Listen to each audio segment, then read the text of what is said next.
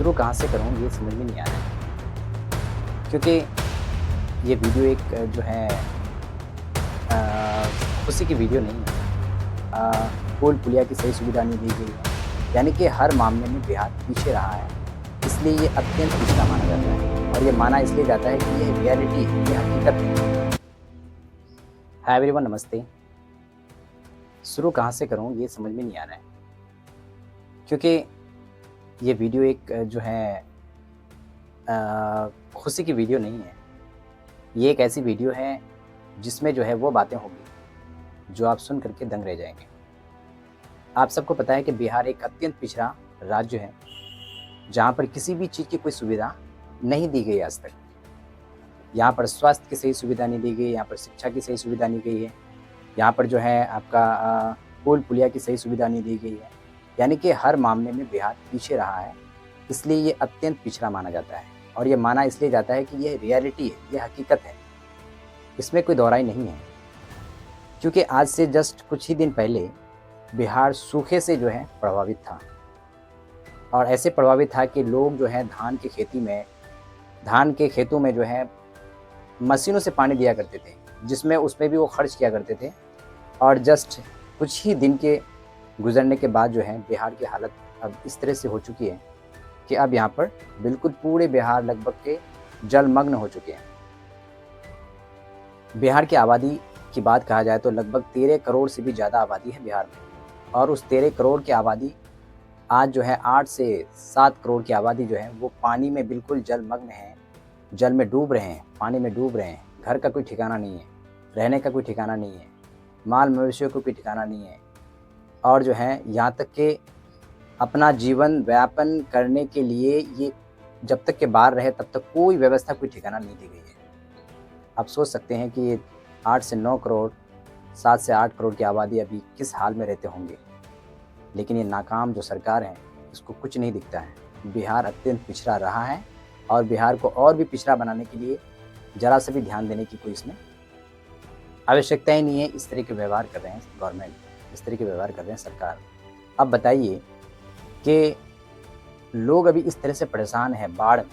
UP में एक कहावत सुने थे, एक डायलॉग बहुत ज़्यादा चला।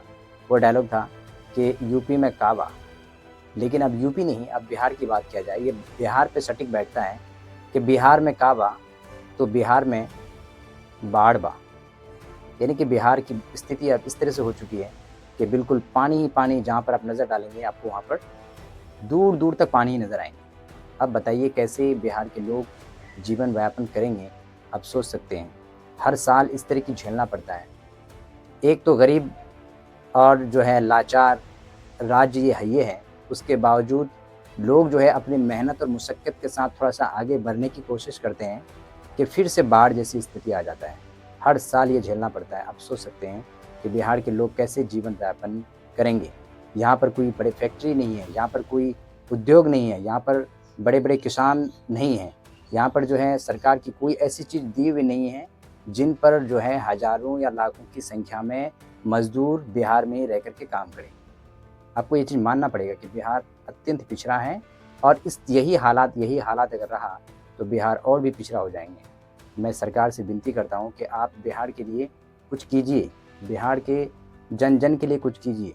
बिहार भी इस हिंदुस्तान का एक राज्य है, इस हिंदुस्तान का एक हिस्सा है, इसे भी आप अपनाइए।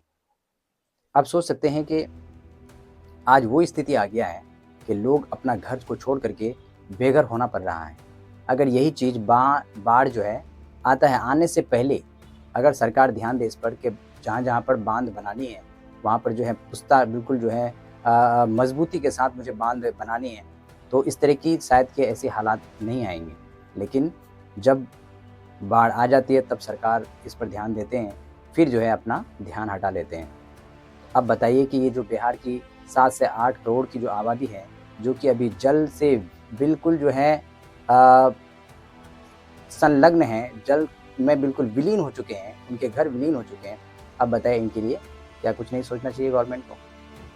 ये दोहरी सरकार जो है ये सबको जो है अलग अलग हिस्सों में अलग अलग तरह से अलग अलग लोगों को अलग अलग समस्याओं के साथ झेलते हुए देखते हैं, लेकिन उसका सॉल्यूशन ज़रा से भी नहीं निकालते। इसीलिए कहा जाता है कि ये अत्याचार, ये जुल्म जो है अब ये बहुत हो चुका है।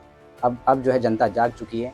आने वाले जो इलेक्शन हैं, आने वाले जो हैं इलेक्शन होने वाले हैं, इसमें लोगों को अच्छी तरह से अब जो है याद दिला देते हैं ये लोग कि किसे चुनना चाहिए। सत्ता में रह कर के जनता की ख्याल नहीं, तो ये क्या है? सत्ता में आप हैं और जनता के बारे में नहीं सोच रहे हैं, तो ये क्या है? आप सोच सकते हैं कि आज जो है सब बाढ़ से पीड़ित हैं। खेतों में धान नहीं है, घरों में अनाज नहीं है, माल मवेशी नहीं है, अपने रहने को कोई ठिकाना नहीं है, और ये 2-4-5 दिन कैसे ज़िंदगी गुजारे, किस तरह से जो है ज़िंदा रहे, इसके लिए भी उनके पास कुछ भी नहीं है। तो क्या ये गवर्नमेंट को नहीं सोचनी चाहिए? मैं फिर से गवर्नमेंट से जो है ये इत्तला करता हूँ और ये अपील करता हूँ कि आप ये इन बाढ़ पीड़ितों के लिए कुछ करें, कुछ बेहतर करें इन बाढ़ पीड़ितों के लिए। नहीं तो बिहार ऐसे भी पिछड़ा हुआ है और भी पिछड़े हो जाएंगे। अब बताइए कि हर साल अगर इस तरह की समस्याएं हो तो कैसे बिहार आगे बढ़ेंगे? यहाँ पर एजुकेशन की कमी है, एजुकेशन बिल्कुल ही ख़त्म है। यहाँ पर जगह जगह पे सरकारी स्कूल बना दिए गए हैं, पढ़ाई की कोई व्यवस्था नहीं है। पढ़ाई किस कैटेगरी में हो रहा है, पढ़ाई किस सिचुएशन में लिया जा रहा है, पढ़ाई कितना हो पा रही है, इस चीज़ का बड़ा ज़रा सा भी कोई जो है ऐसा लगता है कि ज़रा वैल्यू ही नहीं है इस चीज़ का। तो आप बिहार को कहाँ ले जाना चाहते हैं? मैं फिर से राज्य सरकार और केंद्र सरकार दोनों से अपील करता हूँ कि इन बिहार वासियों के लिए कुछ करें, और बिहार में जो ये बाढ़ से पीड़ित सब बाढ़ में बिल्कुल जूझ रहे हैं, इनसे उसको बाहर निकालें। अभी भरपूर मदद करने की ज़रूरत है। बड़े बड़े नेता तो इलेक्शन के समय बहुत आते हैं, अपना फरियाद भी करते हैं, लेकिन बाद में कुछ भी नहीं। तो हमें जनता की सोचनी चाहिए, जनता के प्रति काम करनी चाहिए। तब मुझे लगता है कि ज़्यादा दिन तक हम टिक पाएंगे या ज़्यादा दिन तक हम सरकार पर बने रह पाएंगे। मेरे इन बातों से आप सबको कैसा लगा, आप कमेंट बॉक्स में जो है इसको बताएं और बिहार के लिए आवाज़ उठाएं, क्योंकि बिहार अब पिछड़ा ही नहीं, अत्यंत पिछड़ा हो जाएंगे। अब बताइए कि 7 से 8 करोड़ की आबादी अभी पानी में बिल्कुल विलीन हो चुके हैं। कौन देखने वाला है इनको? तरस आनी चाहिए, रहम आनी चाहिए, कदर आनी चाहिए। और ये बाढ़ की हालात जो है ये गवर्नमेंट हर साल देखती है, बार-बार, बारंबार, लगातार हर बार देखती है, लेकिन कुछ भी नहीं सुनवाई